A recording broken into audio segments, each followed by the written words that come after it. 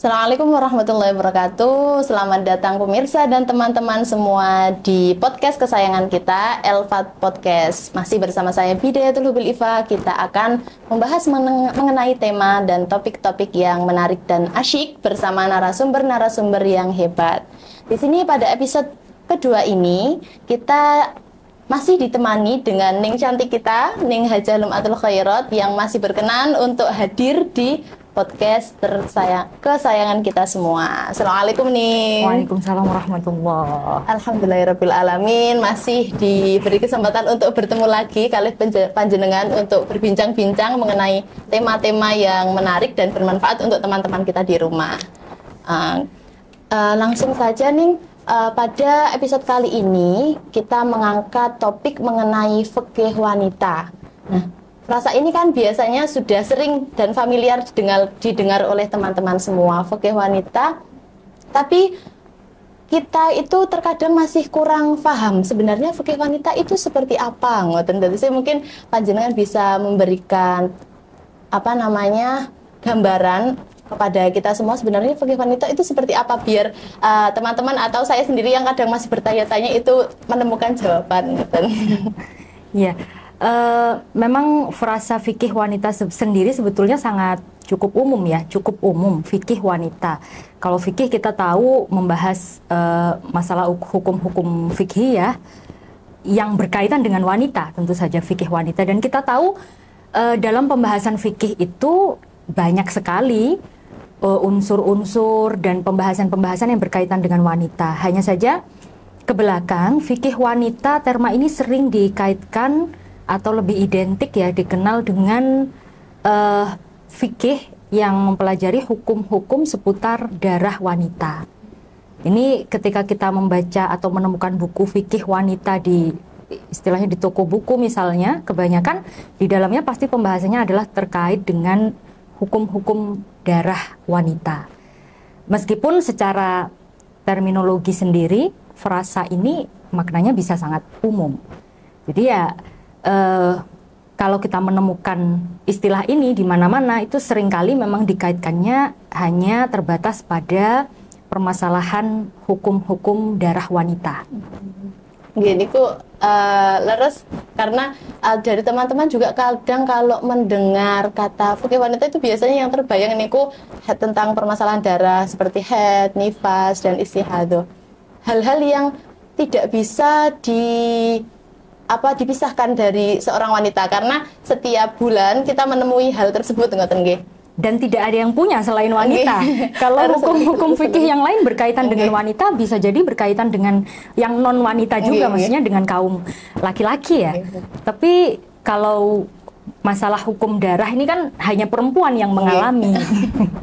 Kadang ini kalau tentang hukum darah ini kan hal yang penting bagi perempuan. Nah, seberapa dalam harusnya kita memahami perihal tersebut? Kemudian sejak kapan sih sebenarnya kita harus mendapatkan pendidikan mengenai hal tersebut, mengenai hukum-hukum darah itu sejak kapan? Seperti kita tahu ya, sebetulnya bagi setiap wanita mempelajari tentang hukum-hukum darah ini wajib. Bahkan seorang suami, ketika istri itu harus taat kepada suami, seorang suami bahkan tidak bisa menghalangi perempuan untuk mempelajari masalah hukum-hukum yang terkait dengan darah wanita ini. Kita tahu betapa wajibnya ini karena kita sebagai perempuan yang mengalami, kita yang menjalani, maka wajib dan perlu dan penting sekali untuk memahaminya. Yang harus kita pahami sedalam apa sih? Nah, ini menarik karena sebetulnya kewajibannya itu cukup umum, artinya kita hanya diwajibkan untuk mempelajari.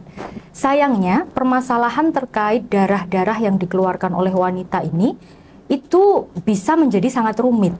Sehingga kadang-kadang kita mempelajari satu kali saja tidak cukup. Seringkali kita sudah belajar berkali-kali tapi masih bingung juga. Tapi minimal kita bisa membedakan dan memahami betul seperti apa sih darah haid itu, seperti apa sih darah nifas itu, dan seperti apa darah istihadah itu.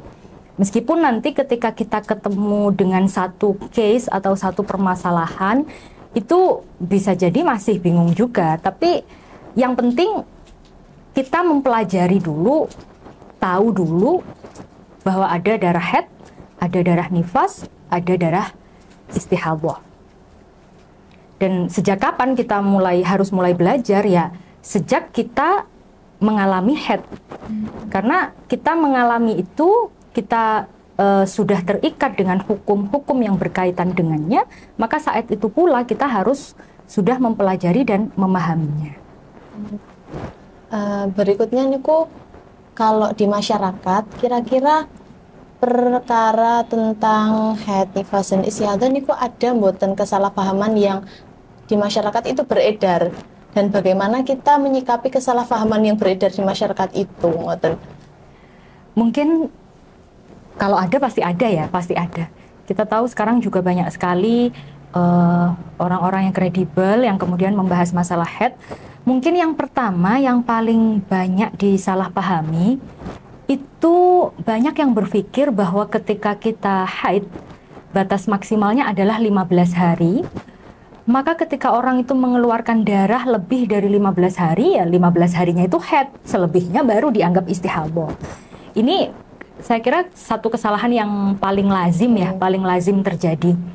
Karena kita terpaku pada kaidah hukum yang disampaikan bahwa maksimal haid adalah 15 hari. Nah, ini perlu untuk kita luruskan sebetulnya dengan apa, tentu tidak bisa dalam forum podcast yang singkat seperti ini nggih. Karena pembahasannya akan sangat panjang kalau berkaitan dengan istihadah, ada berbagai macam jenisnya. Yang kedua, mungkin masalah apa yang boleh dan tidak boleh bagi wanita yang haid.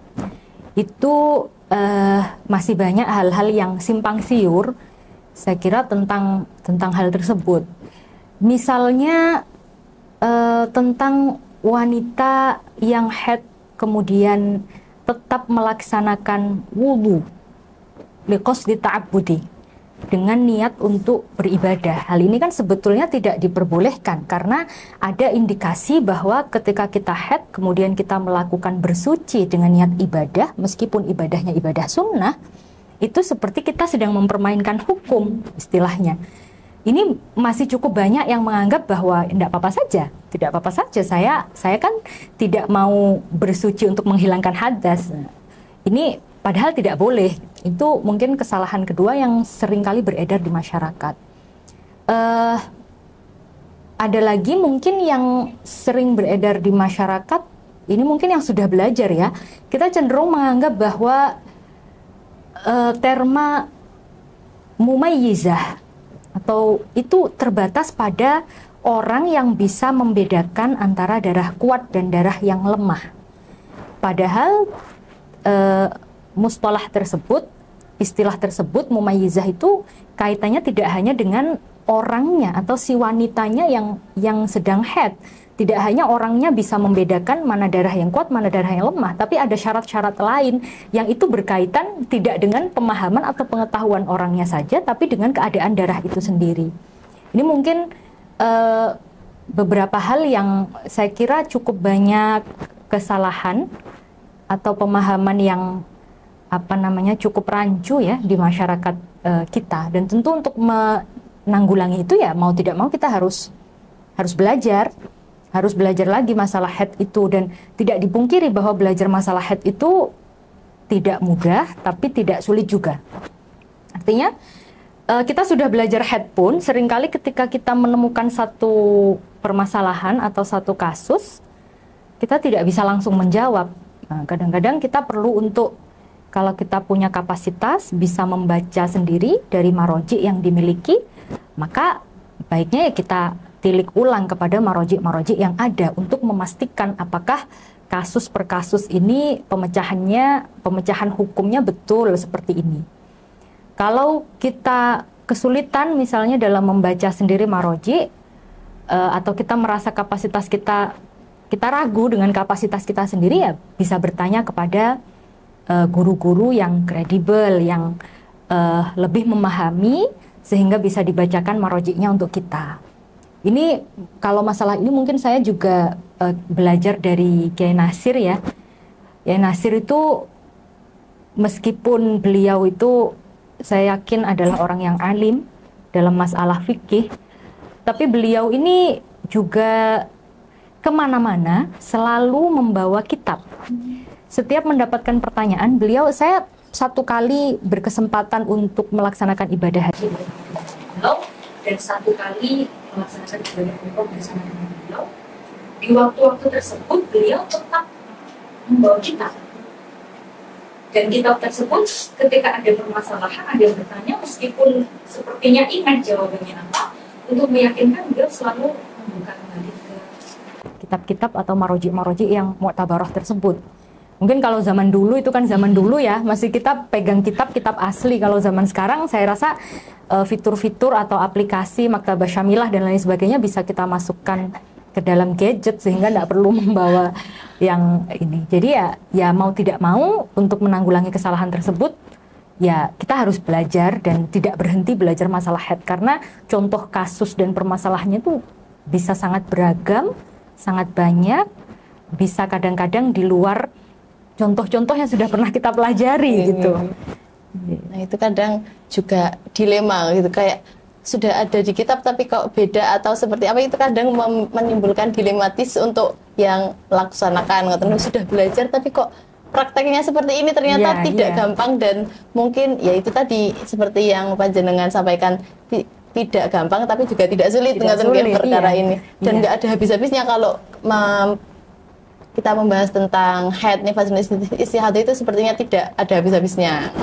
Iya, betul. Mungkin itu tadi perkara tentang haid, nifas, dan istihadah mungkin juga buat motivasi untuk teman-teman semua untuk tidak berhenti untuk menggali lebih dalam perkara atau hal-hal yang berkaitan dengan haid, nifas, dan istihadah niku nggih. Jadi biar kita juga punya semangat untuk lebih menggali lebih dalam lagi, apalagi perkara-perkara yang menyangkut diri kita ngoten. Iya, karena kaitannya dengan hukum-hukum yang lain ya. Kita mungkin kalau masalah haid, nifas, dan istihadah tidak kita anggap serius, itu berkaitan dengan masalah ibadah kita yang lain, itu masalahnya. Jadi untuk berhati-hati ya memang kita harus sangat berhati-hati dan mendetil dalam menetapkan hukum terkait darah-darah wanita ini. Terima kasih Neng untuk waktunya, kita bisa berbincang lagi dengan Neng Lum'ah dalam episode berikutnya. Semoga kita dapat dipertemukan lagi dengan mungkin tema yang baru dari pemirsa. Mungkin ada yang ingin request atau ingin kira-kira di Elfat Podcast ini mau bahas apa, silahkan komen di video kali ini. Jadi agar mungkin tema-tema kita akan bisa menjawab pertanyaan-pertanyaan teman-teman semua. Semoga Ning Lum'ah selalu diberi kesehatan, keselamatan, dan kelancaran dalam melaksanakan aktivitasnya. Sama-sama. Sekian dari saya, semoga edisi ini bisa bermanfaat bagi pemirsa dan teman-teman semua. Apabila ada kesalahan saya mohon maaf dan pamit undur diri. Wassalamualaikum warahmatullahi wabarakatuh. Waalaikumsalam.